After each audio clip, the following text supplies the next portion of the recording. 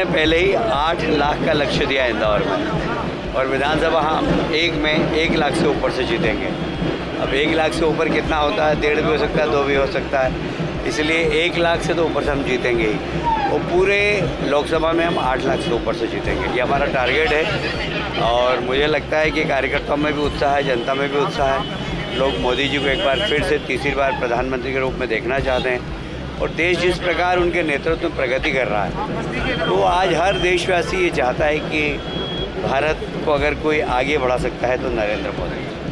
Sir, Jitu Patwari जी का कहना है कि जो पहले फेज में 6 सीटों पर मतदान हो, उसमें से 4 वो जीतेंगे और पूरे मध्य प्रदेश में आधी सीटें जो है वो कांग्रेस के खाते में जाएगी। ऐसा है कि जीतू पटवारी जी बड़े नेता हैं, बड़े नेता के बारे में कुछ कमेंट्स करूं ये अच्छी बात नहीं है, पर जिस दिन वो अध्यक्ष बने थे उस दिन से आज तक कांग्रेस के प्रदेश में आधे ही कार्यकर्ता रह गए, आधे तो है ही नहीं। तो जब कार्यकर्ता ही नहीं उनके पास तो कैसे जीतेंगे।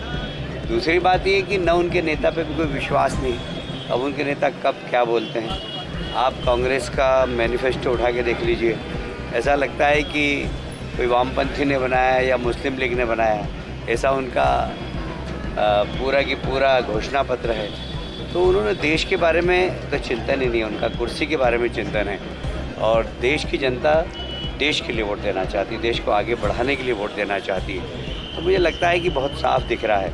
अभी आपने देखा होगा मुस्लिम भाइयों ने भी हमारा सम्मान किया, हमारा साथ बोहरा समाज के बहनें तो साथ में चल रही है। तो ये जो विश्वास अर्जित किया है विकास का मोदी जी ने, उसमें सारे देश की जनता मोदी जी के साथ है। सर, अमित जी और मोदी जी का भी दौरा है अब इंदौर तरफ, तो उसको हम कैसे देखते हैं?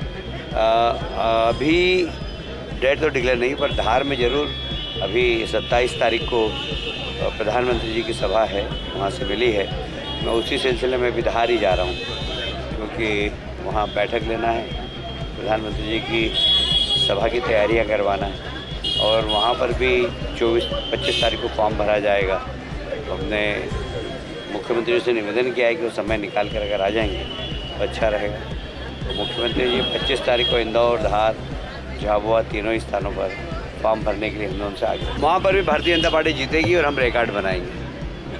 मतलब हमारी 6 की 6 सीट जो अभी मध्य प्रदेश में 6 सीटों पर हम जीतेंगे। मैं 6 सीट पर होकर आया, मेरे को पहले उधर का ही क्लस्टर का प्रभारी बनाया था, तो मैं सभी सीटों पर गया था और हम जीते। कांग्रेस के प्रत्याशी कह रहे हैं इंदौर में मेरे लाचार नजर आ रहे हैं, मुझे बलि का बकरा बना दिया, मैं वही बलि का बकरा। कौन? कांग्रेस के प्रत्याशी जो है उन्होंने स्वीकार कर लिया कि कॉन्फिडेंस लूज हुआ है या फिर माहौल देख कर कहीं न कहीं। मैंने बताया ना कि जब जनता के बीच में जाता है ना व्यक्ति, तो उसको पता लगता है कि उसकी हैसियत क्या है, उसकी पार्टी की हैसियत क्या है। हम जनता के बीच में जाते हैं तो लोग हमसे चर्चा करते हैं, उससे पता लगता है कि हमारी पार्टी के प्रति लोगों का रुचि है, हमारे नेता के प्रति लोगों की रुचि है, हमारे उम्मीदवार के प्रति लोगों की रुचि है, तो वैसा रिस्पॉन्स मिलता है। अब देखिए ये वार्ड हमारे लिए बड़ा टफेस्ट वार्ड है, और यहाँ पर भी आपने देखा कि बड़ा स्नेह प्यार मिला लोगों का, और हर वर्ग के लोगों ने हमें प्यार दिया है, चाहे बोहरा समाज के लोग हों, चाहे मुस्लिम समाज के लोग हों, सबने हमारा स्वागत किया। तो ये जो काम को सलाम करना इस देश के स्वभाव में है, तो मुझे लगता है कि हमने काम किया है, और काम की अपेक्षा भी हमसे ही है लोगों। देखिए ये मूर्खतापूर्ण बयान है, ये लोगों को गलतफहमी पैदा करने वाला बयान है। धारा 370 लगी थी स्वतंत्रता के बाद। ज़रा पूछिए जीतू पटवारी जी और उनके नेताओं से कि वहाँ आरक्षण था क्या।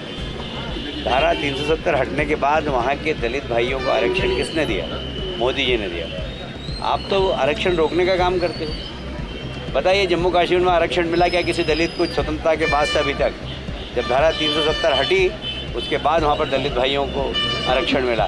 तो आरक्षण समाप्त करने वाले कौन लोग हैं जिन्होंने धारा 370 लगाई? और इसलिए पहले इतिहास भूगोल पढ़ें जीतू पटवारी जी, उसके बाद कोई चर्चा करें। सर, राहुल गांधी की तबीयत खराब हो गई है, कभी प्लेन खराब हो जाता है, कभी तबीयत खराब हो जाती है।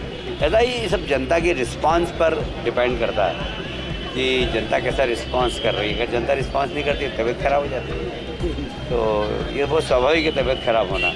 हाँ, अगर जनता रिस्पांस करती है तो बुखार में भी व्यक्ति जाता है।